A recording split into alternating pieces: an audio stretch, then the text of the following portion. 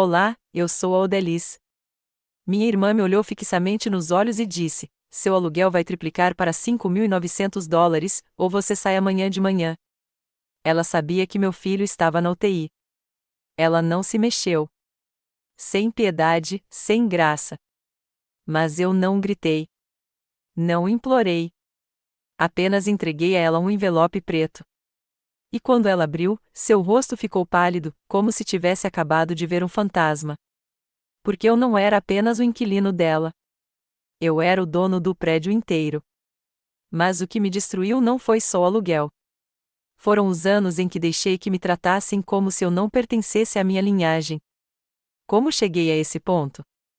E o que exatamente havia dentro daquele envelope? Esta não é apenas uma história sobre propriedade. É sobre algo roubado e, em seguida, silenciosamente recuperado. Antes de começarmos, a que horas você está ouvindo isso e de onde? Deixe nos comentários. Eu adoraria saber quem está ouvindo esta história. Quando voltei para o apartamento, minhas pernas pareciam não me pertencer mais. 13 horas no hospital, a maior parte delas passada em uma cadeira de vinil rígida ao lado da cama de Malik, observando os monitores apitarem enquanto enfermeiras sussurravam atualizações que eu mal conseguia assimilar. O ar frio atravessava meu casaco enquanto eu subia os 3 lances estreitos de escada até meu apartamento. O corredor do prédio ainda estava escuro, ainda com correntes de ar, como sempre. Então eu vi uma folha de papel rosa-choque colada torta e com fita adesiva na minha porta da frente. Minhas chaves pararam na minha mão. O papel balançava um pouco nas bordas por causa da corrente de ar do corredor. Puxei-o com cuidado, minha respiração embaçando o ar. A primeira linha me atingiu como um tapa. A partir de agora, o aluguel aumentará de $1.900 para $5.900. Pague ou desocupe até às 10 horas de amanhã. Sem cumprimento, sem explicação, sem aviso. Assinado embaixo, Sarafene Nash, sócia-gerente da Nash Properties LLC, minha irmã.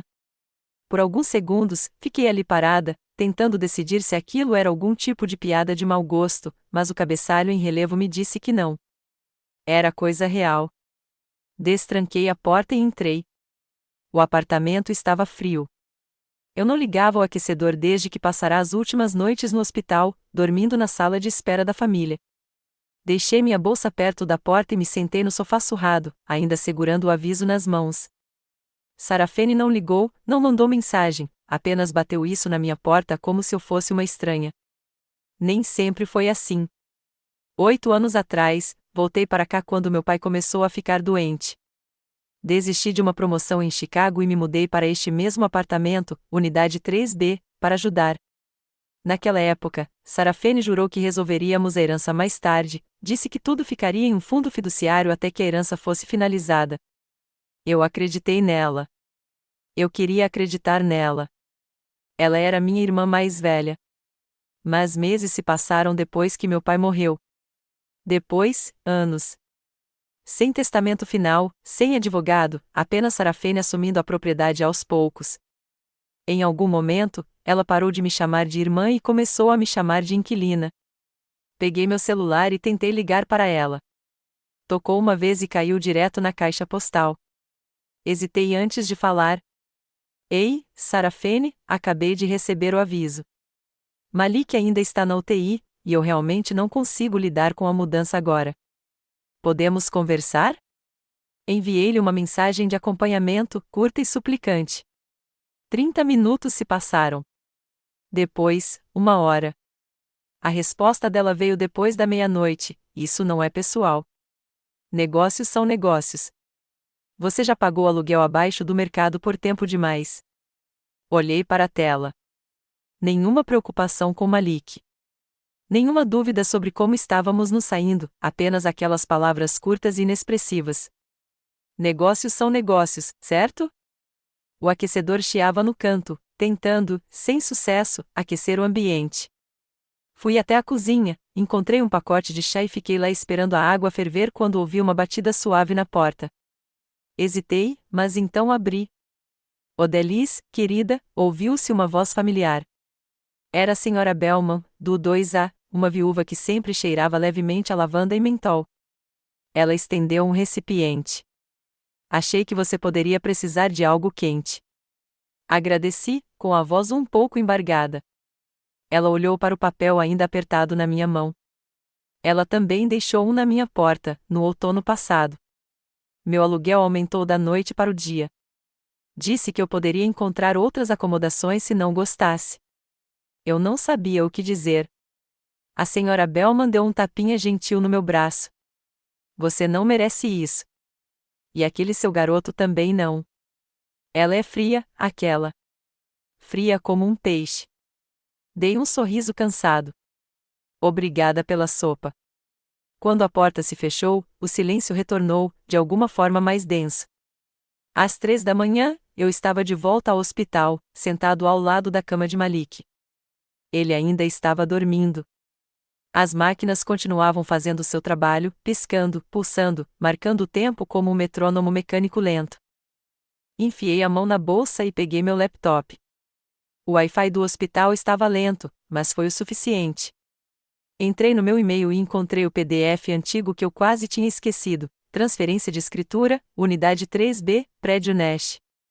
Tinha meu nome escrito, Odalis Nash, único proprietário. Datado 2 semanas antes da cirurgia do meu pai. Registrado em cartório, arquivado, finalizado discretamente. Pisquei para a tela. O documento sempre estivera lá. Eu guardei por tristeza, talvez por algum sentimento equivocado, mas nunca o compartilhei com ninguém, nem mesmo com Sarafene. Ela não sabia. Ninguém sabia. Olhei para o nome novamente, impresso em fonte grossa e legal. Meu, não dela, não da Nash Properties LLC. Fechei o laptop lentamente e peguei um envelope preto na bolsa.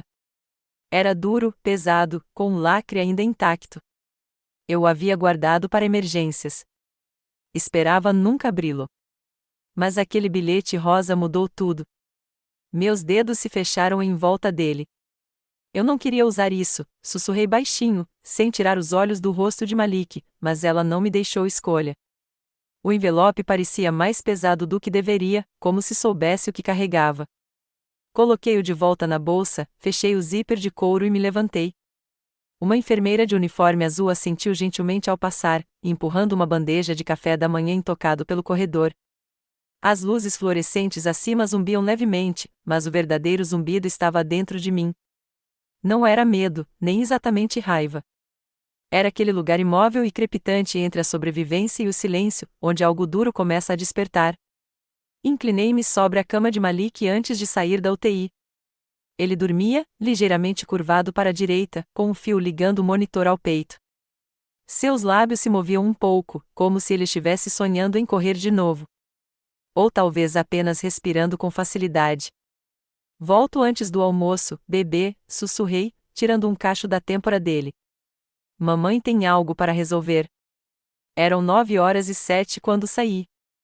O ar invernal de Newark me atingiu como um tapa. Frio, cortante, honesto. Passei direto pelo parquímetro. Não o alimentava desde a noite passada. Que me multem. Eu não estava mais com vontade de ter medo de coisas pequenas. Às 10h02, eu estava entrando no saguão de vidro do edifício Channing. Pisos de mármore, uma suave música de piano no alto, do tipo que se esforçava demais para não ser notada, e uma recepcionista que mal parecia ter idade para se lembrar de internet discada. Ela olhou para cima, mas não sorriu. Nome? Odalis Nash. Ela digitou algo e franziu a testa. Você tem um compromisso? Não. Ela olhou para cima, com os lábios franzidos. Então, receio que... Sou irmã dela, eu disse claramente. Isso a fez piscar. Então, sem se dar ao trabalho de esconder a dúvida, ela pegou o telefone e murmurou algo que eu não consegui ouvir. Não esperei. Passei pela recepção. Foi então que um jovem de cabelo liso, um blazer azul marinho elegante e uma cara presunçosa apareceu no meu caminho, como se tivesse ensaiado a jogada a manhã toda. Senhora Nash. Sua voz se elevou, como se eu fosse um nome que ele tentasse lembrar de um arquivo que não queria abrir. Sim? Sou Gregory, assistente de Sarafene. Todas as reuniões são somente com hora marcada. Sou irmã dela. Ele deu uma risadinha seca, quase de pena. Não neste escritório, não. Lá estava. Aquela fila, como se eu fosse apenas uma mulher aparecendo no guichê errado do Detran. Não alguém que tivesse trocado as fraldas da Sarafene, limpado os tubos de soro do nosso pai ou segurado a mão dela quando seu crédito despencou e ela chorou na garagem como se o mundo lhe devesse tudo. Olhei para além dele, em direção à grossa porta de vidro marcada como a suíte executiva, S. Nash. Diga a ela que estou aqui, ou contarei à segurança o que está enterrado no arquivo do porão, sob a letra D de escritura. Seu maxilar se apertou. 5 minutos depois, ele voltou com um aceno firme. Entrei no escritório como se pertencesse àquele lugar. Ela estava sentada atrás de uma mesa grande o suficiente para pousar um drone. O ambiente cheirava a hortelã e papel. Uma bebida verde repousava ao lado do seu MacBook, provavelmente seu matcha com leite de aveia de sempre. Ela não se levantou. Nem piscou. Bem, disse ela, digitando sem olhar para cima. Você chegou antes do meio-dia. Sua voz havia mudado. Muito calma, muito organizada. Eu não vim falar sobre o tempo. Você nunca vem, ela murmurou e finalmente olhou para mim. Seus olhos examinaram meu casaco, minha calça jeans, o cansaço no meu rosto, como se ela estivesse avaliando os danos. Sentei-me em frente a ela. Ela não me ofereceu água. Não perguntou sobre Malik. Recebeu meu aviso? Recebi. Ela cruzou as mãos sobre a mesa. Os mercados mudam, Odelis. Ou você paga a taxa atualizada ou desocupa. É assim que funciona.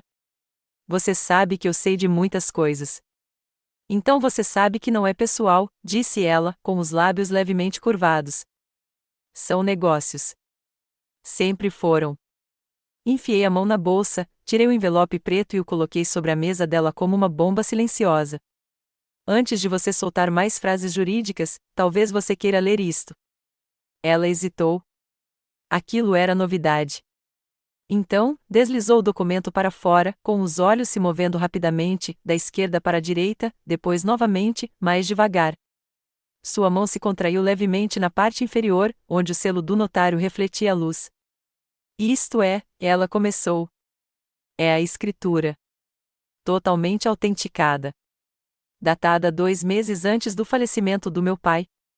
Sou a proprietária legal. Não parcial, nem pendente. Total. Deixei o silêncio se impor. Ela pousou os papéis com cuidado. Você está blefando. Você sabe que não. Seu tom endureceu. Eu administro essa propriedade com minha LLC há 6 anos. Você não pode simplesmente entrar e fingir que. Não estou fingindo. Enfiei a mão no casaco e tirei o segundo documento. Grosso, grampeado e datado. Estes são os documentos que você fez sob a Sarafene Nash Holdings LLC. Você nunca me informou, nenhuma vez. E você os arquivou sob um fundo de beneficiário ao qual não tinha direito legal de acesso. Ela o encarou. Suas unhas bateram na mesa uma vez, depois outra. Sua calma cedeu um pouco. Eu cuidei dos impostos, da manutenção, dos reparos. Você também aumentou os aluguéis de inquilinos idosos sem aviso prévio, incluindo a senhora Belma, que mora lá embaixo e vive de uma pensão. Sua voz ficou tensa. Ela paga com atraso todo mês. E você ainda deu um aviso prévio de 60 dias para ela no inverno, eu disse. Você aumentou o aluguel dela em 30% sem a reforma do aquecimento. Você triplicou o meu enquanto meu filho luta para sobreviver. Sarafene estreitou os olhos. Eu te avisei anos atrás, Odelis. Você sempre pensa com o coração. É por isso que você está presa em lugares como este. É por isso que você sempre será pequena. Acertou. Ela sabia que ia. Mas, desta vez, não me mexi. Levantei-me lentamente e juntei os documentos de volta à minha bolsa. Você não me despejou assim, eu disse, com a voz firme. Você tentou despejar seu sobrinho enquanto ele estava conectado a um ventilador. Ela não respondeu. Virei-me e saí. Sem gritos, sem despedidas, apenas o tipo de saída silenciosa que parece definitiva. Voltei para o corredor, passei pela recepcionista e fui em direção ao elevador. Pouco antes de a porta se fechar, ouvi passos apressados. Gregory. Ele se esgueirou para o meu lado, ofegante. Senhorita Nash, espere. Extraoficialmente, há quanto tempo a senhora sabe da escritura? Olhei para ele. Pela primeira vez, olhei de verdade. Sua gravata estava ligeiramente torta agora, e ele exalava um leve cheiro de pânico. Tempo suficiente, eu disse, e deixei um leve sorriso surgir em meus lábios, para saber que não devo mais nada a ela. Gregory não disse mais nada. Ficou paralisado do lado de fora das portas giratórias, ainda segurando o botão do elevador, como se não conseguisse decidir se me perseguia ou se desaparecia em seu pequeno mundo de prancheta. Não esperei para descobrir. Saí para o ar frio de Newark, deixei as portas de vidro se fecharem atrás de mim e caminhei os 3 quarteirões de volta ao meu prédio sem nem olhar as horas. 2 dias se passaram. Não fiz nada barulhento. Não gritei, nem avisei, nem enviei um único e-mail de advertência, mas dormi com o envelope ao lado da cama. E registrei uma coisa, um pedido anônimo de vistoria. Não apenas da minha unidade, mas de toda a propriedade. Porque não se tratava mais só de mim. Não depois do que Sarafene tentou fazer com Malik. Na segunda manhã, eu já estava acordada antes do sol nascer, organizando os papéis de alta hospitalar de Malik na mesa da cozinha. A luz da sala ainda estava apagada, e o aquecedor rangia como sempre no inverno. Mais barulho do que calor. Eu estava relendo a seção de alergias na lista de receitas dele quando bateram na porta. 3 batidas curtas, firmes, deliberadas. Abri e encontrei 2 pessoas com jaquetas escuras fornecidas pela cidade. Um homem mais velho com olhos cansados, uma mulher com uma prancheta prática. Senhorita Nash? Perguntou o homem. Sim. Somos do Departamento de Habitação e Assuntos Urbanos de Newark, respondendo a uma solicitação de cumprimento do código. Se importam se entrarmos? Assenti uma vez, sem drama, apenas abri mais a porta e me afastei. Eles se apresentaram, Sr. Eldridge e Sra. Carr, e não perderam tempo. A mulher ergueu o tablet. O homem olhou para os rodapés, como se já soubesse onde estavam os problemas. Vamos começar pelas áreas comuns, depois pela sua unidade, disse a senhorita Carr. Tem acesso ao porão? Tem, respondi. Mas talvez você queira usar uma máscara. Tem cheiro de papelão molhado lá embaixo em dias bons.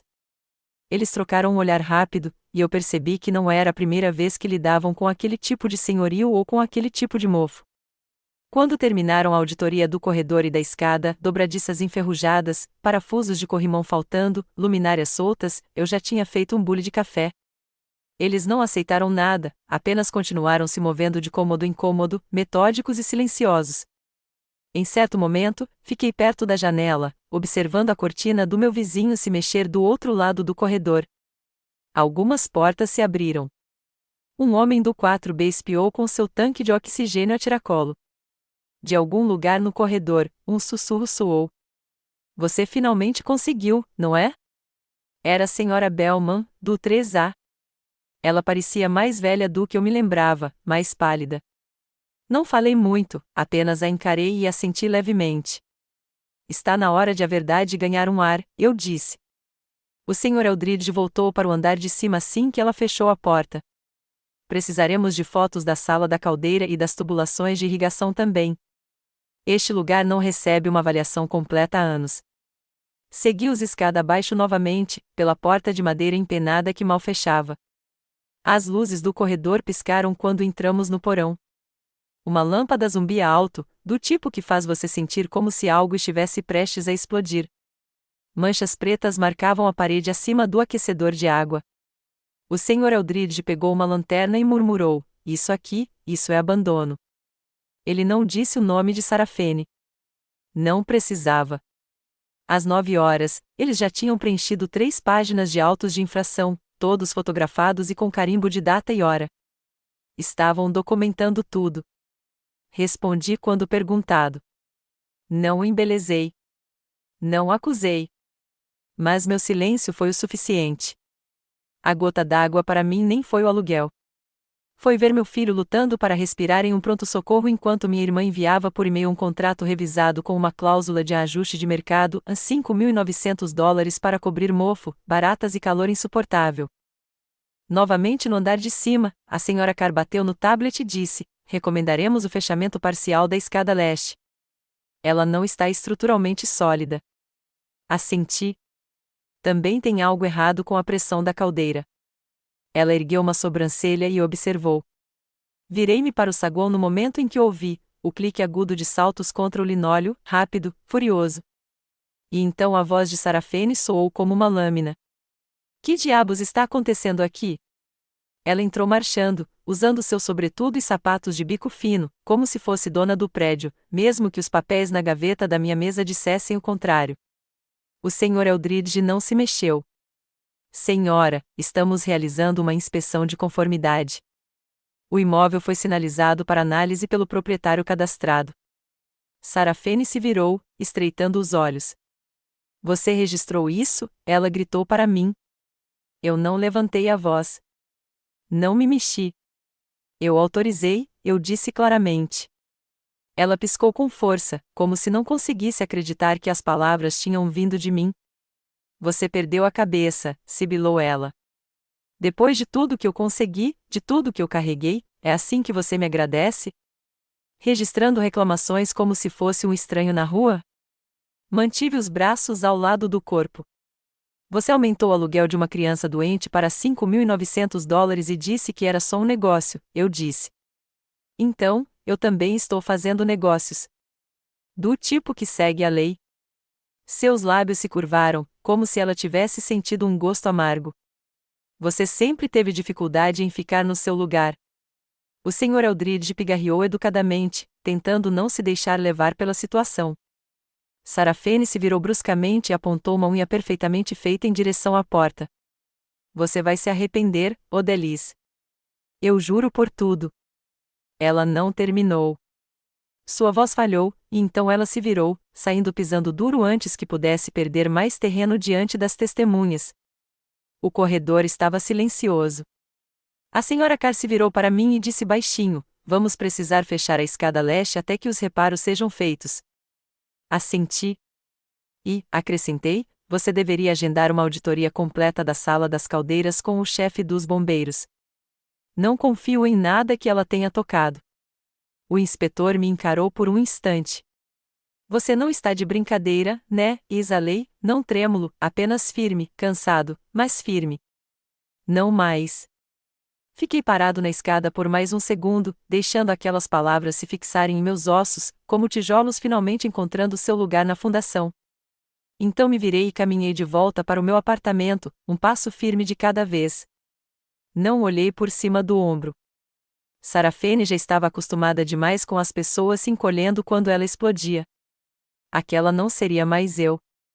Quando cheguei à minha porta, o corredor estava silencioso novamente, exceto por um leve ruído de passos vindos do andar de cima e o leve rangido dos cabos do elevador se movendo. A vida no prédio voltava ao seu zumbido habitual. Mas, por baixo, agora corria algo novo, uma corrente oculta de consciência. As pessoas sabiam que o silêncio havia sido quebrado. De volta para dentro, tirei os sapatos e fui direto para a cozinha, servindo um copo d'água que não bebi. A adrenalina estava sumindo, deixando uma dorzinha na espinha e um peso atrás dos olhos. Mas assim que me sentei, meu telefone tocou. Olhei para a tela. Janine, linha da enfermeira. Levantei-me rapidamente, batendo na borda da mesa com o joelho. Alô? Odelis. Ele está estável, respirando melhor hoje. Acho que se tudo correr bem esta noite, você pode trazer o Malik para casa amanhã. Agarrei o balcão com a mão livre. Você está falando sério? Eu não diria se não estivesse. Só queria que você ouvisse antes da troca de turno. A ligação terminou. Fiquei paralisada no lugar por um instante, depois peguei o leãozinho de pelúcia do Malik no parapeito da janela. As costuras estavam gastas perto das patas, onde ele costumava esfregá-las enquanto dormia. Pressionei-as contra o peito. Estávamos quase lá. Às 4 horas, eu estava no hospital. Peguei o leão e uma sacola de pijamas limpos para o Malik. Suas bochechas estavam coradas novamente. Não muito, mas o suficiente para meus ombros relaxarem. Mãe, ele sussurrou, com a voz rouca. Você o trouxe? Puxei o leão. Bem aqui. Ele sorriu, o sorriso de verdade, aquele que se curvava lentamente e permanecia. Quero ir para casa logo, disse ele. Estamos chegando perto. Fiquei ali sentado por uns 20 minutos, cantarolando baixinho enquanto ele divagava. Pela primeira vez no que pareceram anos, me permiti acreditar, realmente acreditar, que poderíamos sair dessa intactos. Então meu telefone vibrou. Gregory. Para sua informação, Sarafene não está levando isso em conta. Nem tive tempo de responder antes que alguém batesse na porta do quarto. Um homem com uma jaqueta de entrega estava ali, segurando um envelope da largura de um tijolo. Você é a senhora Odelise Nash? Sim. Você foi intimada. Assinei, peguei e saí para o corredor antes de abri-lo. Ação civil, Tribunal Superior do Condado de Essex. Autora, Sarafene Nash, alegando transferência fraudulenta de escritura, ocupação ilegal e pedido imediato de liminar sobre todos os rendimentos da propriedade. Ela estava tentando congelar tudo. Cada dólar que pagava pelos cuidados de Malik, as contas de serviços públicos, até mesmo os reparos de emergência. Que audácia! De volta ao quarto, Malik se mexeu. Mãe, guardei o envelope na bolsa. Só papelada, querida. Nada com que você precise se preocupar. Ele piscou lentamente, confiando em mim.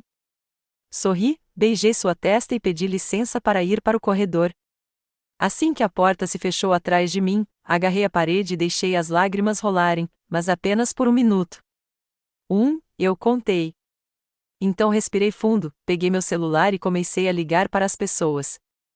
Meu velho amigo paralegal da faculdade comunitária, um advogado especializado em direitos de inquilinos que conheci no ano passado em um fórum em Newark, um cara que Gregory mencionou certa vez, especializado em disputas habitacionais. Eu não estava esperando que o fogo de Sarafene queimasse tudo. Eu estava construindo uma barreira. Na manhã seguinte, eu estava do lado de fora do Tribunal Civil de Newark às 8h15, com o blazer passado e os documentos cuidadosamente arquivados em uma pasta de papel pardo. Eu não tinha uma equipe jurídica sofisticada, mas tinha os fatos e sabia ler letras miúdas. Lá dentro, a atendente olhou para o meu documento de identidade e fez uma pausa. Ah, disse ela, erguendo as sobrancelhas. Você é aquele Nash. Assenti, sem surpresa. Sarafene provavelmente me pintou como um invasor desequilibrado tentando roubar o legado da família, mas não hesitei. Estou aqui para entrar com uma reconvenção. A mulher piscou. Você está processando A por administração fraudulenta de propriedade familiar compartilhada, eu disse, negligência com o bem-estar dos inquilinos, aumentos ilegais de aluguel para moradores protegidos e violação do dever fiduciário. Entreguei cópias de relatórios de inspeção de construção, demonstrações financeiras com irregularidades gritantes e, o mais condenável, impressões de e-mails da própria Sarafene, se gabando de esgotar a velha senhora antes que os olhos da cidade percebessem. O atendente olhou para a pilha. Vamos registrar isso hoje. Virei-me para sair, mas o som de uma buzina chamou minha atenção. Lá na frente, um jaguar prateado parou, como se fosse o dono da calçada. Sarafene saiu com um sobretudo que provavelmente custou mais que o meu carro, óculos escuros pendurados na cabeça como uma coroa. Você não tem a mínima chance, gritou ela. Não parei de andar, mas olhei para o tribunal atrás de mim e depois para o carro dela. Você se esqueceu de uma coisa. Ela inclinou a cabeça. O quê? A verdade deixa rastros em papel, e eu guardei todos. Seu sorriso irônico vacilou por um segundo. Então ela disparou, te vejo no tribunal, maninha. Eu nem olhei para trás. Não se a Receita Federal te vir primeiro. O sorriso irônico de Sarafene persistiu por um segundo a mais. Não me encolhi, apenas virei as costas, desci os degraus do tribunal e deixei o vento levar seu perfume para longe, atrás de mim. Suas ameaças não me afetavam mais da mesma forma. Não quando eu tinha algo sólido, algo com que ela não contava. Registros. Na manhã seguinte, eu estava sentado em frente a Maya Grant. Terno elegante, olhar ainda mais aguçado, dentro de uma firma que não acreditava em segundas chances para criminosos. O escritório estava silencioso. Sem fotos emolduradas na parede, apenas pastas, pesos de papel de latão e uma máquina de café que chiava como se estivesse falando sério. Revisei o fundo do seu pai e os documentos de transferência ontem à noite, começou Maia, virando um arquivo para mim. Legalmente, você é a herdeira. O nome de Sarafene não consta em nada vinculativo, mas Odelis, o rastro que ela deixou, isso vai além do Tribunal Civil. É criminal. Inclinei-me lentamente. Preciso que você me mostre tudo. Sem filtros, sem aterrissagens suaves. Maia abriu uma pasta e a deslizou sobre a mesa. Vamos começar por aqui. A primeira página listava um pagamento de $72.000 feito no verão passado para New Valley Vac LLC. Maia bateu a caneta. Empresa falsa, sem licença comercial, sem registros fiscais. O enlistado aqui pertence a uma creche extinta em Ohio. Eu não disse nada. Meus olhos se moveram para a próxima página. Honorários mensais de consultoria, 18.000, sendo transferidos para uma conta pessoal com o nome de solteira de Sarafene. Pesquei. Ela está direcionando os fundos da construção para o próprio bolso? Maia assentiu. Ela abriu uma conta fantasma. Isso já dura anos. Tentei engolir o calor que me invadia o peito. Não adiantou. Ela aumentou meu aluguel, eu disse baixinho, sabendo que estava roubando dinheiro de qualquer jeito. E havia mais. Páginas de livros de aluguel mostrando inquilinos que não existiam.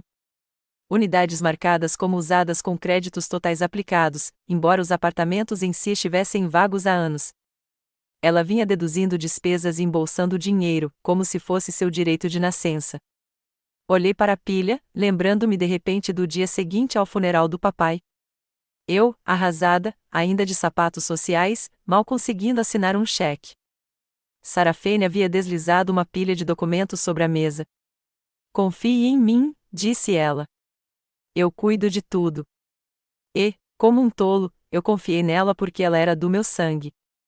Porque fomos criados acreditando que família era território seguro.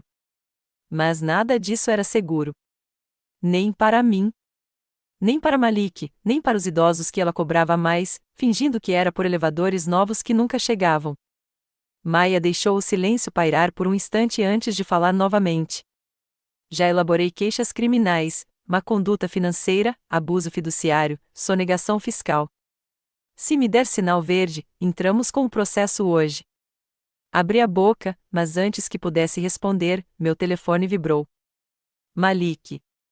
Saí para o corredor para atender. Oi, querida.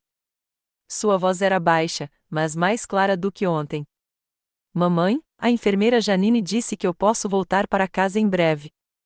Podemos decorar a árvore quando eu voltar? Fechei os olhos e respirei fundo, apesar da dor. Vamos usar todas as luzes da caixa, sussurrei. Mesmo as que piscam rápido demais. Ok, disse ele. Quero a estrela dourada em cima. Fiquei lá com ele na linha por mais 1 minuto, ouvindo sua respiração, sua esperança, seu pequeno ok, tchau. Te amo. Aquilo fez tudo real novamente. De volta ao escritório da Maia, sentei-me e peguei a caneta. Não quero vingança, disse eu. Quero um prédio limpo. Quero que os idosos que foram enganados recebam seu dinheiro de volta. Quero um lar para onde meu filho possa voltar sem ouvir as palavras do despejo ou mãe inapta. Maia assentiu uma vez.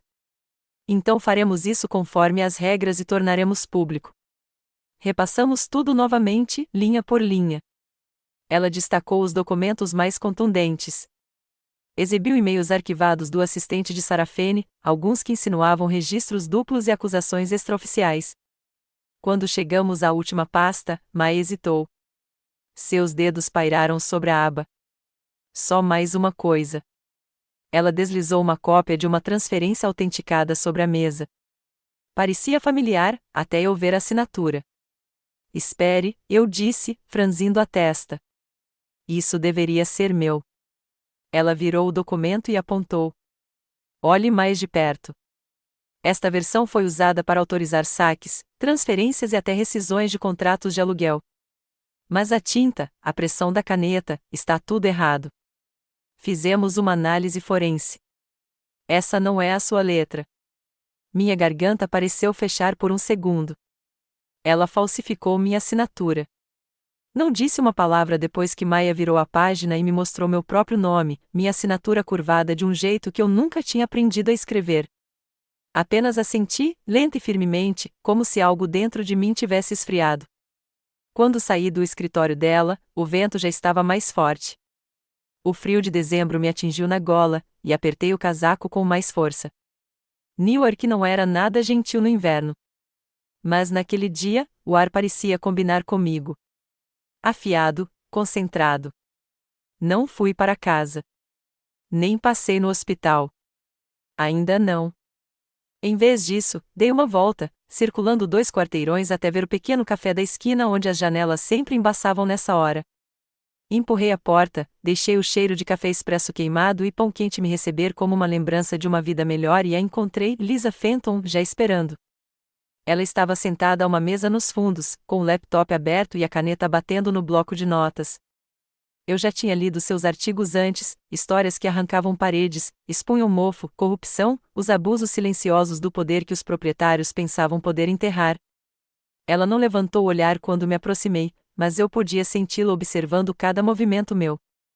Não ofereci gentilezas, apenas sentei-me à sua frente e coloquei o envelope pardo sobre a mesa. Ela olhou para baixo. Você não está lançando uma história? Não, eu disse. Estou te dando um seguro. Ela finalmente me olhou nos olhos. Contra o quê? Enfiei a mão no casaco e tirei um pendrive. Se alguma coisa acontecer comigo ou com meu filho, isso se tornará público. Tudo. Já deixei uma cópia com meu advogado em um cofre. O seu é o arquivo de gatilho. Ela não tocou. Ainda não. Apenas inclinou a cabeça. Tem certeza de que quer essa guerra? Olhei pela janela embaçada e depois de volta para ela. Já começou. Estou só desenhando o mapa agora. Lisa assentiu uma vez e abriu o envelope. Começou a escanear a primeira página, um recibo de pagamento para New Valley Vaquel LC. Observei sua expressão mudar a cada linha, as empresas de fachada, os reparos cobrados em duplicidade, as taxas de manutenção de unidades que estavam vagas há anos. Ela soltou um suspiro. Ela canalizou tudo isso através do seu nome. Ela falsificou minha assinatura em várias das autorizações, eu disse. É isso que me permite tornar pública a situação, mas não se trata só de mim. Alguns dos inquilinos de quem ela roubou, um tem 84 anos, outro tem câncer em estágio 3. Quero que isso seja incluído. Lisa estalou a caneta e começou a rabiscar. Entendido. A partir daí, o dia transcorreu em passos silenciosos e controlados.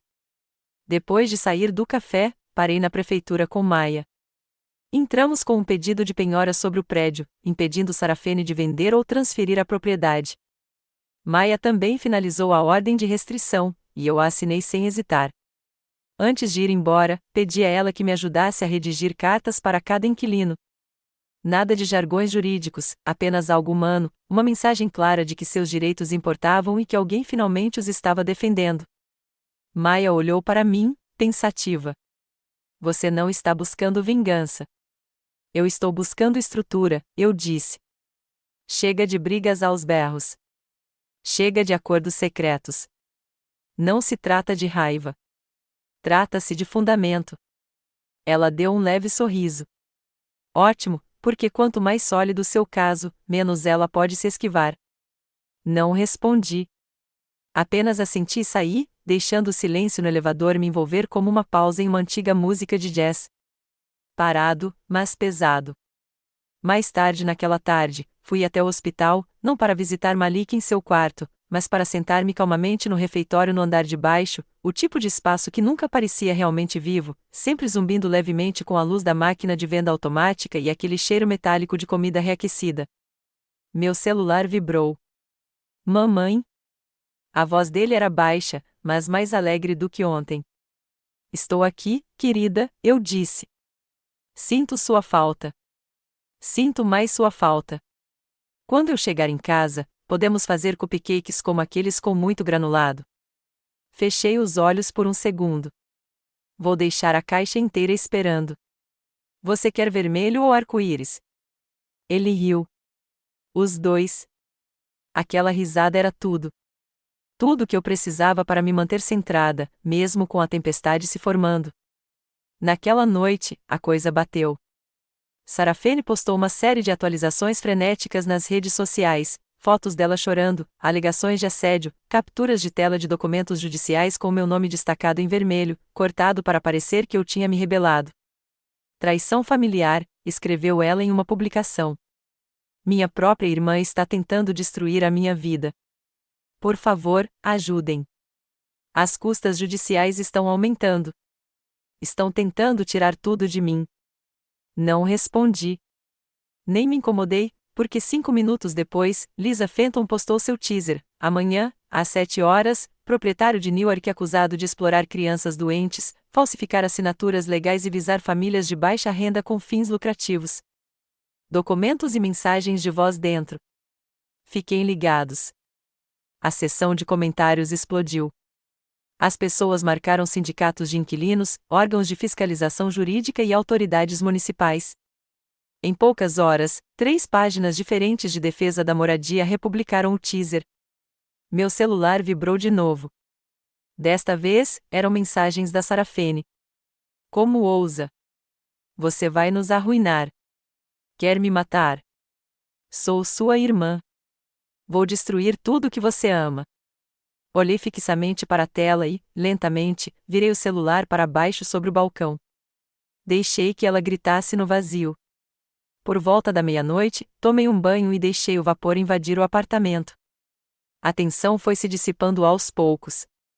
Vesti o moletom favorito do Malik, aquele que ainda cheirava a canela de um derramamento no outono passado, e me enrolei no sofá com um livro no qual não conseguia me concentrar.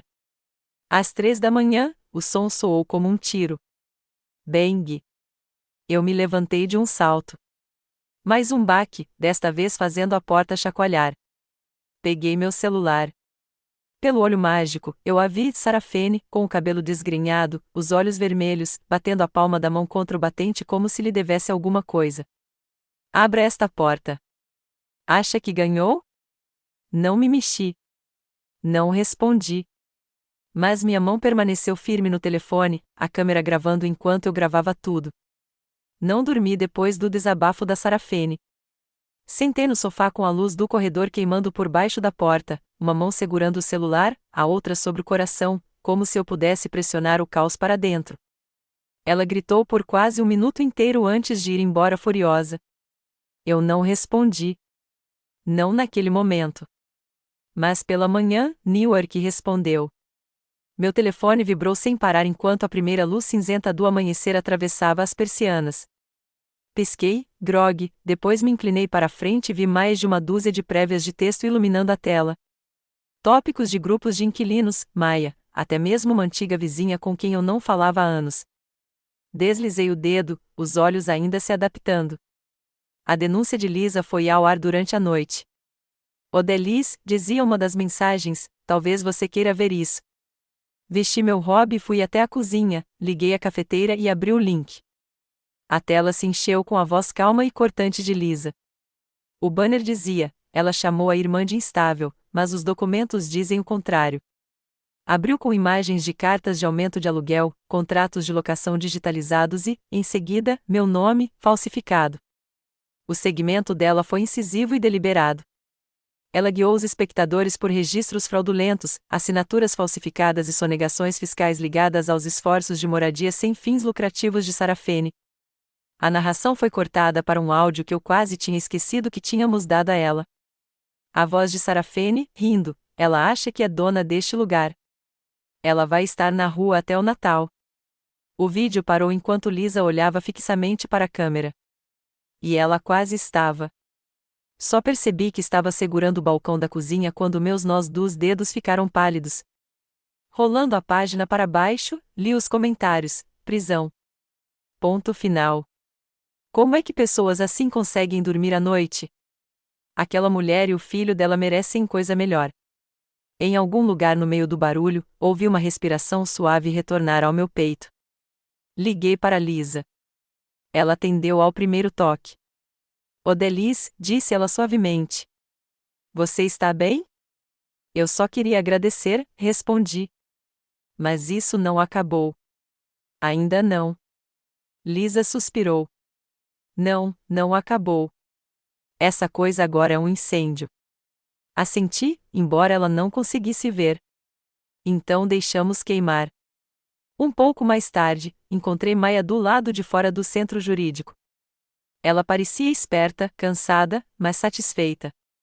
A Receita Federal entrou em contato, disse ela, sem nem mesmo me cumprimentar. Os documentos da sua irmã estão sendo analisados para auditoria. Pesquei. Isso foi rápido. A pressão pública faz isso, murmurou Maya, folheando seu tablet.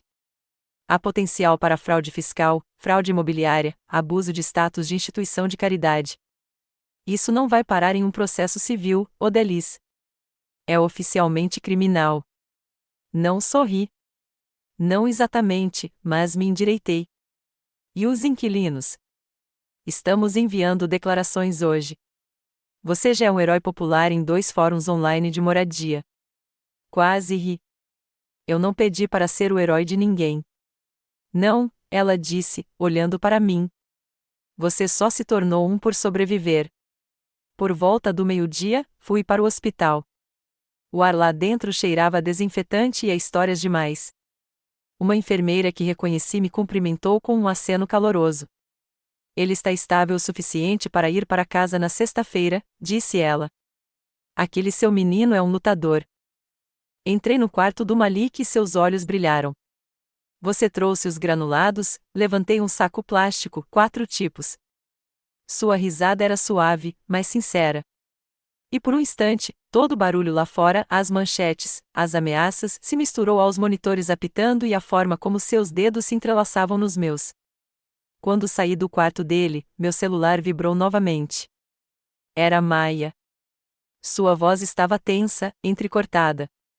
Mudança de planos, disse ela. Sarafene acabou de entrar com uma moção. Fiquei paralisada no meio do caminho. Ela está tentando tomar a custódia total do Malik. Ela está alegando que você é mentalmente incapaz. E, num piscar de olhos, o ar escapou dos meus pulmões. Não respondi a Maya imediatamente. Fiquei ali parada, ainda segurando o telefone no ouvido, piscando para as palavras que tinham acabado de abalar o ar ao meu redor. Ela está tentando levar o Malik, sussurrei para mim mesma. A porta de saída do hospital fechou-se atrás de mim com um clique. Lá fora, o sol começava a se pôr atrás dos prédios de tijolos mais antigos do outro lado da rua, lançando sombras longas e solenes. Fiquei parado na calçada por um segundo, respirando o ar denso de Newark no fim da tarde.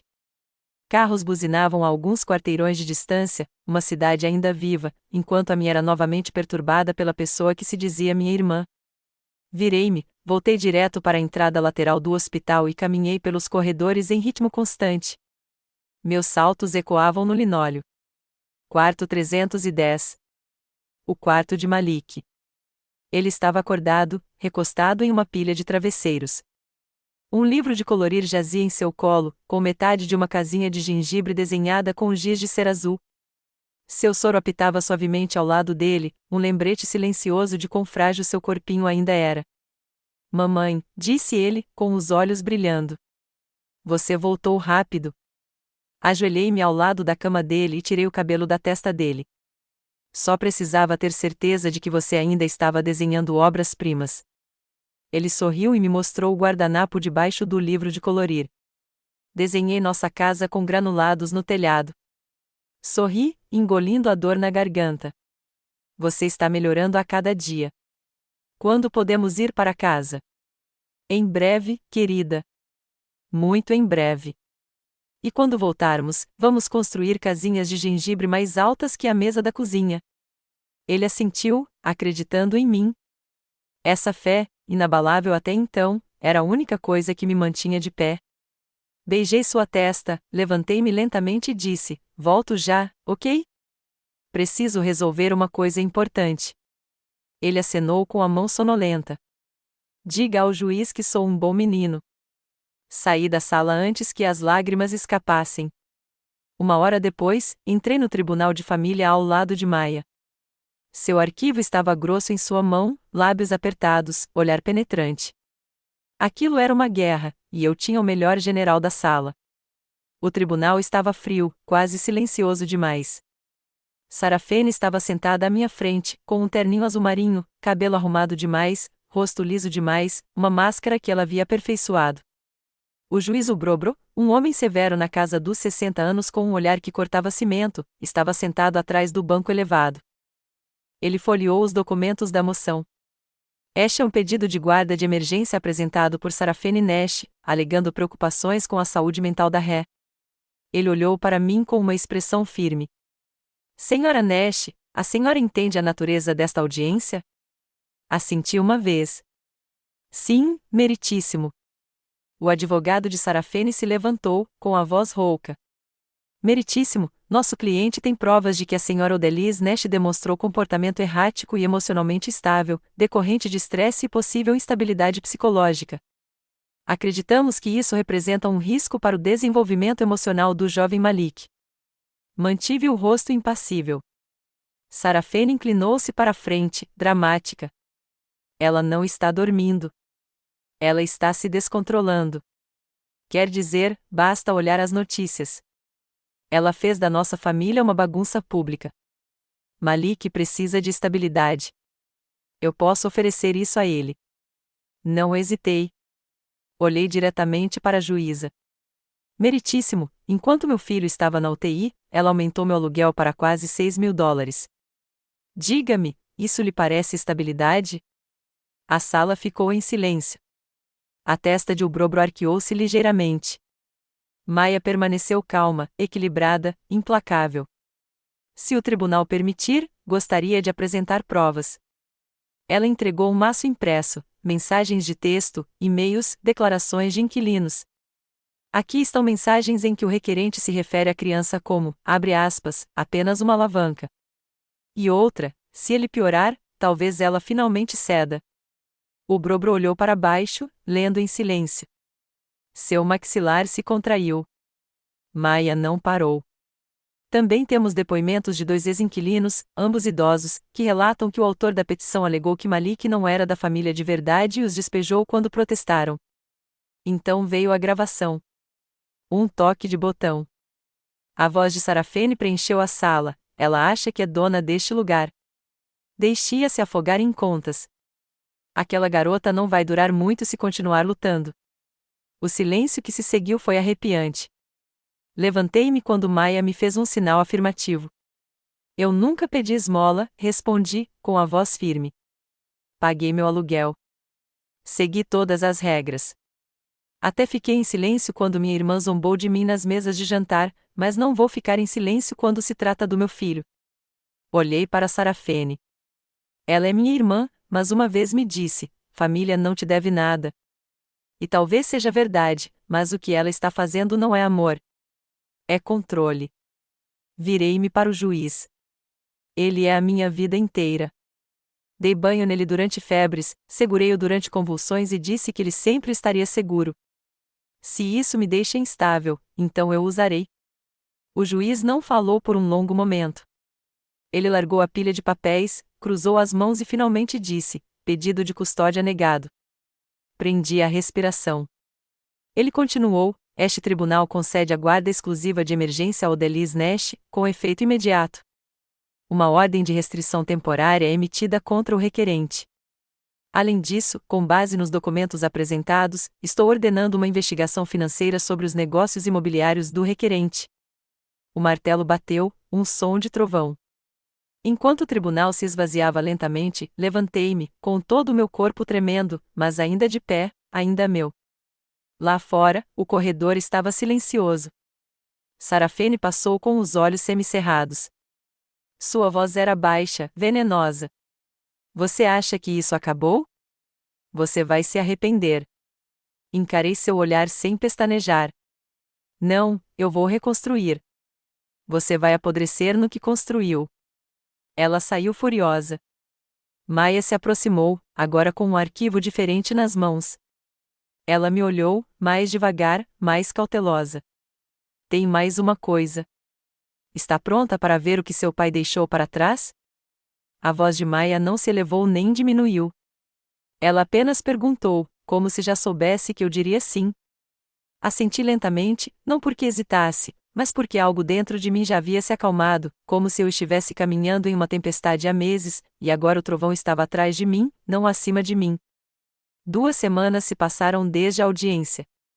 O prédio de apartamentos ficou mais silencioso de uma forma diferente, não mais por medo, mas pela quietude que surge depois que os gritos cessam. Maia me levou até sua sala. Ela não teve pressa, apenas abriu uma gaveta, tirou uma pasta e a deslizou sobre a mesa. Nash Properties LLC, disse ela. O único proprietário, Odalis Nash. Olhei para a página carimbada, limpa, nítida. Meu nome em letras garrafais, selado há 3 anos. Há um bilhete anexado. Ele deixou com o advogado que cuidou da transferência do título. Disse a ele para guardar até que a hora parecesse certa. Ele me ligou na manhã seguinte ao nascimento do Malik, disse ela. Disse que já tinha se decidido. Maia me entregou um envelope menor, creme. A letra do meu pai estampava à frente, caso algum dia te façam esquecer quem você é. Lá dentro, numa única página dobrada, ele escreveu: este lugar é seu. Não porque eu o dei, mas porque você apareceu quando ninguém mais apareceu. Você construiu calor em paredes que eram frias. Se alguém tentar expulsá-lo, use isto. Não pelo poder, mas pela verdade, por Malik, pela paz. Dobrei a carta e a coloquei delicadamente de volta no envelope. Sem lágrimas, apenas respiração. O tipo de respiração que te encontra quando você para de segurá-la. As contas da Sarafene? Perguntei. Maia se recostou. Congeladas. O tribunal agiu rápido quando percebeu que ela estava cobrando aluguel ilegalmente. Ela foi condenada a reembolsar mais de $240 mil em fundos de inquilinos usados indevidamente, e o despejo, ela foi notificada há 2 dias pela própria comissão do prédio. Os inquilinos votaram, disse ela. Disseram, está na hora de o prédio pertencer às pessoas que realmente moram aqui. Ela fez uma pausa. Eu não precisei dizer uma palavra. O silêncio que se seguiu não foi pesado. Parecia merecido. Mais tarde naquela tarde, caminhei pelos corredores do prédio. A senhora Pennington, do 2B, estava arrumando novas cortinas na sala comunitária, agora aberta novamente. Pela primeira vez em anos, a luz entrava pelas janelas altas. Desenhos de crianças estavam colados nas paredes. Alguém tinha começado a deixar pão fresco na cozinha compartilhada. Não comprado em loja, mas feito em casa, ainda quentinho. Passei pelo antigo elevador onde Malik chorou porque cheirava água sanitária e mofo. Agora, óleo de lavanda escondido atrás do painel de controle. Pequenos toques de cuidado. Pequenas coisas que não eram mais tão pequenas. O mural tinha sido erguido 2 dias antes, Malik e outras 2 crianças, todos sorrindo, braços estendidos com tinta. Abaixo, em letras maiúsculas, família é quem aparece quando é preciso. As palavras me paralisaram. Não porque fossem perfeitas, mas porque eram verdadeiras. Continuei andando. De volta ao nosso apartamento, encontrei Malik na varanda. Ele estava puxando um vaso de tomate em direção ao sol. Cuidado com isso, querida, eu disse, aproximando-me. Ele sorriu. Estou fazendo uma horta como você disse. Olha, a hortelã está crescendo mais rápido que o manjericão. Talvez esteja correndo para nos impressionar. Ele riu, um som profundo, que eu não ouvia há meses. O tipo de som que ricocheteia em tijolos e levanta tudo que toca. Mamãe, disse ele, acomodando-se ao meu lado. Isso aqui é nosso, né? Tudo? Olhei para o telhado, para o céu, para o lugar que um dia me aprisionara. Não me aprisionava mais. Tudo, querida. Não só o prédio. A paz também. Ele assentiu, como se já soubesse. Em seguida, estendeu um bolinho levemente amassado. Guardei o rosa para você. Sentamos lá naquele terraço, com as pernas balançando, as bochechas pegajosas de glacê, a cidade zumbindo suavemente abaixo de nós. O pôr do sol se derretia sobre o horizonte como tinta dourada sobre papel cinza. E, pela primeira vez, nada precisou ser dito. Tentaram aumentar o aluguel do meu silêncio, esvaziar meu valor. Usaram a palavra família como uma coleira. Mas a paz não pede permissão. Ela simplesmente começa onde o barulho termina. E naquele silêncio, lembrei-me de algo que eles esqueceram. Nunca precisei de chave. Sempre fui o dono.